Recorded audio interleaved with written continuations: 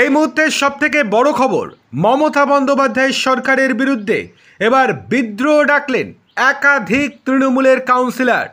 রাজ্য সরকারের বিরুদ্ধে ছুটলেন হাইকোর্টে। কি হয়েছে চলুন বিস্তারিত জেনে নেওয়া যাক। তবে তার আগে আপনাদের কাছে ছোট্ট অনুরোধ, ভিডিওটি ভালো লেগে থাকলে লাইক, কমেন্ট, শেয়ার ও সাবস্ক্রাইব করতে একদম ভুলবেন না।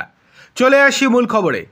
আর মাত্র কয়েক মাস, তারপরে শুরু হয়ে যাবে বিধানসভা নির্বাচন। 26-এর ভোটকে পাখির চোখ করে ঘর গোছাতে শুরু করেছে কম বেশি প্রত্যেকটি রাজনৈতিক দল। সম্প্রতি সংগঠনকে আরও মজবুত করতে বেশ কিছু রদবদলের কথা ঘোষণা করেছে তৃণমূল। তার মধ্যেই শিরোনামে উঠে এসেছে শাসক দলের গোষ্ঠীকোন্দল। ইতিমধ্যে জল গড়িয়েছে কলকাতা হাইকোর্টেও। রাজনৈতিক দলে গোষ্ঠীকোন্দল নতুন কিছু নয়, অতীতে একাধিকবার চর্চার কেন্দ্রে উঠে এসেছে জোড়াফুল শিবিরের গোষ্ঠীকোন্দলের কথা। এবার যেমন তৃণমূল কাউন্সিলরদের বিরোধিতার জেরেই শাসক দলের ক্ষমতায় থাকা পুরো বোর্ড ভেঙে দিতে হয়েছে।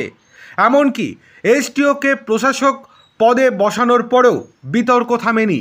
রাজ্য সরকারের এই সিদ্ধান্তের প্রতিবাদ জানিয়ে কেন এই সিদ্ধান্ত নেওয়া হলো সেই প্রশ্ন তুলে রাজ্য সরকারের বিরুদ্ধে উচ্চ আদালতের দ্বারস্থ হলেন পুরুলিয়ার রঘুনাথপুর পুরসভার একাধিক তৃণমূল কাউন্সিলর।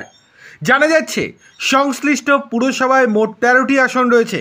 এর মধ্যে তৃণমূলের দখলে রয়েছে 10টি ওয়ার্ড, 2টি ওয়ার্ড কংগ্রেস এবং 1টি ওয়ার্ড রয়েছে বিজেপির দখলে।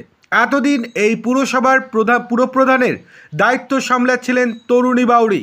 তবে গত 24 এপ্রিল তার বিরুদ্ধে অনাস্থা পেশ করেন 7 জন কাউন্সিলর। এর মধ্যে তৃণমূলের 6 জন ও কংগ্রেসের 1 জন ছিলেন।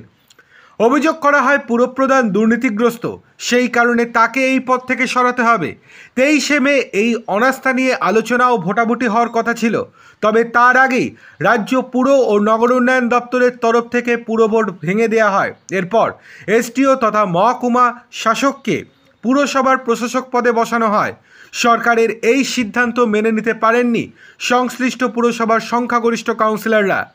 তরুণী বাদে বাকি প্রত্যেকেই এতে রুষ্ট বলে খবর। এরপর সকলে মিলে হাইকোর্টের দ্বারস্থ হন।